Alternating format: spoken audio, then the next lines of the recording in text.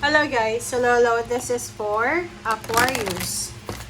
Aquarius, welcome dito sa aking channel, Kapalaran 888. Welcome.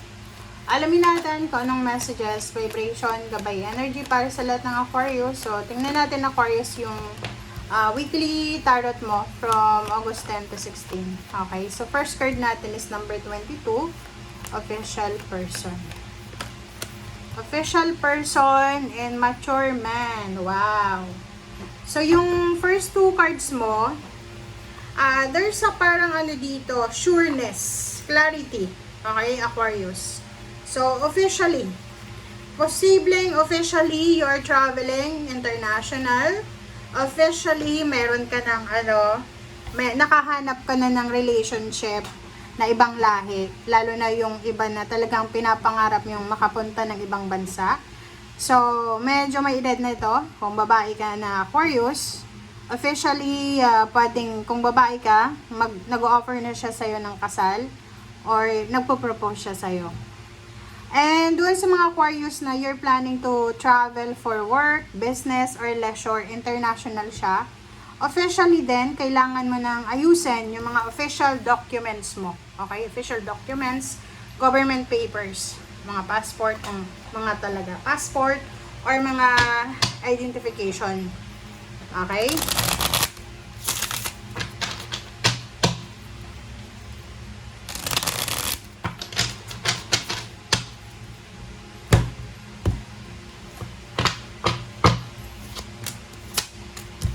Okay. Zero the Fool. Zero the Fool and then Queen of Pentacles. Zero the Fool and Queen of Pentacles. So, nakikita ko sa iyo dito, sinasabi na there's a risky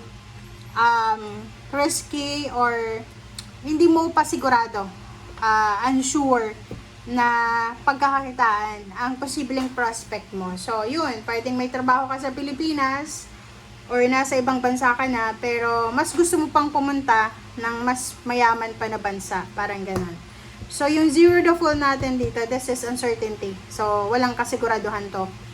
Pero buo yung loob mo dito, Aquarius. Buo ang loob mo na atong plano mong ito ay may makukuha ka dyan. Okay?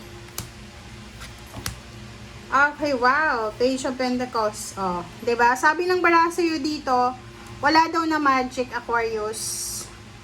Wala daw na magic. Kumbaga na, ikaw yung gagawa ng magic. So, wag kang maniniwala sa mga magic kung wala ka naman na effort na ginagawa. Okay? So, dito sa barahang to, especially sa pera, sabi ng baraha sa'yo, kailangan mo daw na pagtrabahuhan, kailangan mong hanapin yung tagumpay ngayon para sa kinabukasan. Ano yung ibig sabihin? Ang ibig sabihin, kung gusto mong magkaroon ng pera, makaipon ng pera, ngayon pa lang, mag-ipon ka na. Or kung gusto mong maging marangya ang buhay mo, mag-research ka, maghanap ka ng mga information kung paano yung legal na paraan para kumita ng malaki. Business, parang ganun.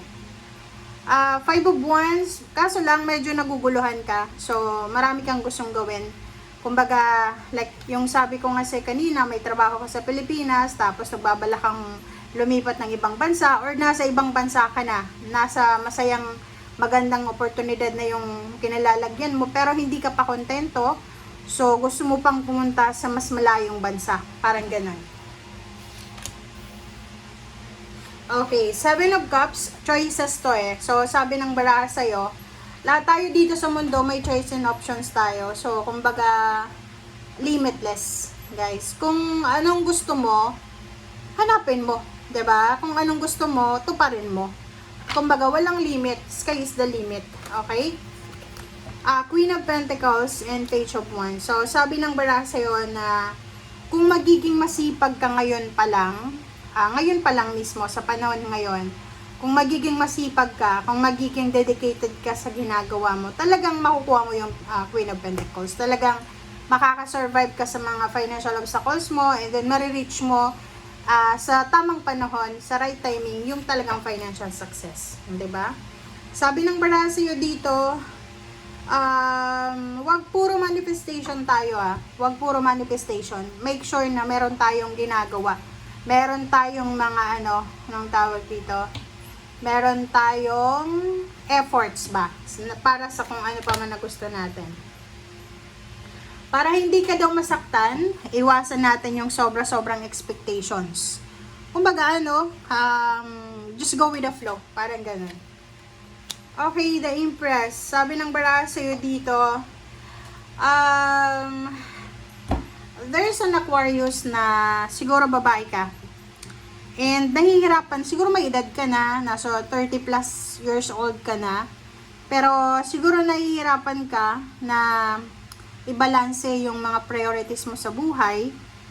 And kung babae ka, nasa Empress ka, siguro panahon na para in-nurture mo yung sarili mo.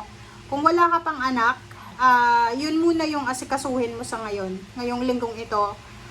Limba, mag-research ka, paano ba sila, paano ba yung kapitbahay mo na buntis, paano ba yung kaklase mo na buntis, parang ganun. Kasi parang sa nakikita ko sir dito, pwedeng na nakunan ka before.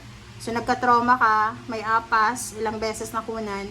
So, sabi ng baraha, kumbaga, hanggat may regla ka, try and try. Parang gano'n yung sinasabi ng baraha sa'yo.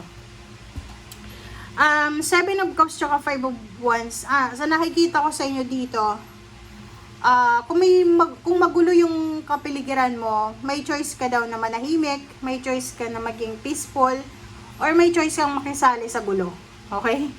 Empress and Zero the Fool, pareho silang inspiration, pareho silang new beginning. So, sinasabi ng baraha na sa linggong ito, marami kang marirealize na, lalo yung mga nawalan na ng pag-asa, marirealize mo, ay nako, dagdag motivation. There's something na makikita mo because of parang na-trigger ka. Like parang ganun. Halimbawa, yung pamangkin mo, yung pinsan mo, yung kapatid mo, meron silang victory and success na sineselebrate. And yun ang magiging motivation mo. Kasi sasabihin mo sa sarili mo, Aquarius ka eh. Ang Aquarius kasi, hindi yan patatalo. So, meron sila, kailangan meron ka rin. So, sa nakikita ko sa'yo dito, punong-puno ka ng motivation. Motivation, inspiration sa lahat ng mga gusto mong mangyari sa buhay mo, sa pangarap mo. And yung Page of Wands at Magician, sinasabi ng barahan na, huwag kang masyadong mag-expect para sa future mo para hindi ka masaktan. Ayan, huwag magmamadali. Huwag masyadong madali kasi baka masaktan ka talaga. Okay? Mag-iingat tayo sa mabilis nating actions, lalo na sa pera. Sa linggong ito, make sure na bawasan natin yung mga gastos natin, yung in and out na expenses, parang ganon. And sinasabi ng baraha sa'yo dito yun, magtipid. Kailangan mong magtipid, kailangan mong i-secure ang finances mo kasi yun ang importante sa ngayon. Okay? Thank you guys for watching. Bye!